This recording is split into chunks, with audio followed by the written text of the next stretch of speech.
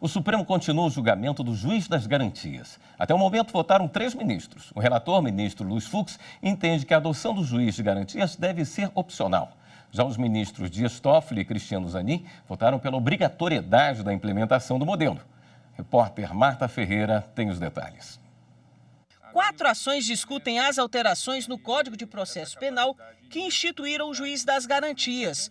Os autores das ADIs alegam, entre outros pontos, que a implantação do juiz das garantias deveria ocorrer por meio de lei de iniciativa dos tribunais e não do Congresso Nacional. O juiz das garantias deverá atuar na fase do inquérito policial e é responsável pelo controle da legalidade da investigação criminal e por resguardar os direitos individuais dos investigados. A competência dele abrange todas as infrações penais, exceto as de menor potencial ofensivo. A atuação do juiz das garantias termina quando ele decide se aceita eventual denúncia apresentada pelo Ministério Público. Caso seja aceita, é aberta uma ação penal, na qual passa a atuar outro juiz que ficará encarregado de conduzir o processo até a sentença. O relator, ministro Luiz Fux, votou no sentido de tornar opcional a adoção do juiz das garantias, ficando a critério de cada tribunal e estabelecer a implementação do modelo. Já o ministro Dias Toffoli entende que o juiz das garantias deve ser implementado de maneira obrigatória e nacional. Ele propôs um prazo de 12 meses para que entre em vigor. Na retomada do julgamento, Toffoli concluiu o voto. Entre os pontos tratados, o ministro chamou a atenção para as alterações relacionadas à atuação do Ministério Público.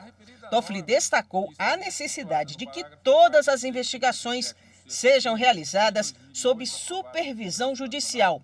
Nesse sentido, propôs o seguinte: fixação de prazo de até 30 dias. E, como disse na sessão de ontem, estou aberto, se houver maioria, para a discussão deste prazo, ampliação eventualmente, talvez seja realmente necessária, como já pensado no dia de ontem. Contados da publicação da ata do julgamento, para os representantes do Ministério Público encaminharem, sob pena de nulidade, todos os PIC e outros procedimentos de investigação criminal, mesmo que tenham outra denominação, ao respectivo juiz natural, independentemente de juiz das garantias já ter sido implementado na respectiva jurisdição. Na sequência, o ministro Cristiano Zanin, que tomou posse na semana passada, apresentou seu voto pela primeira vez no plenário. Ele começou destacando a importância do juiz das garantias para o combate à injustiça.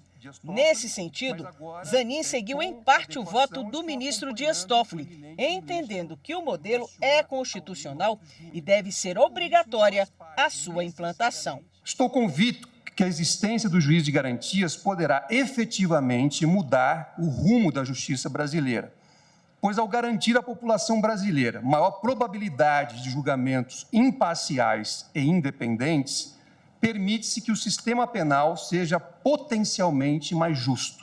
Entre outros pontos, Cristiano Zanin divergiu em parte do relator. Entendo que o juiz de garantias não deve ter atuação probatória na fase de investigação, ainda que subsidiária. E aqui não identifico no artigo 3A qualquer vício de inconstitucionalidade e até mesmo pela experiência concreta que temos de outras disposições que prevêem atuação subsidiária do juiz, mas que na prática isso não acontece. Por exemplo, o artigo 212 do Código de Processo Penal prevê a inquirição do juiz de forma subsidiária. Só que nas comarcas e juízos de todo o país, o que vemos majoritariamente, na minha visão, é o juiz muitas vezes conduzindo a investigação ou a instrução da audiência. Então, na minha visão, não identifico nenhuma inconstitucionalidade nesse dispositivo. Entendo que os juízes das garantias devem incidir para os processos afetos ao tribunal do júri, à justiça eleitoral, casos de violência contra a mulher e ainda na justiça militar. Depois do voto de Cristiano Zanin, o julgamento foi suspenso e será retomado na próxima semana.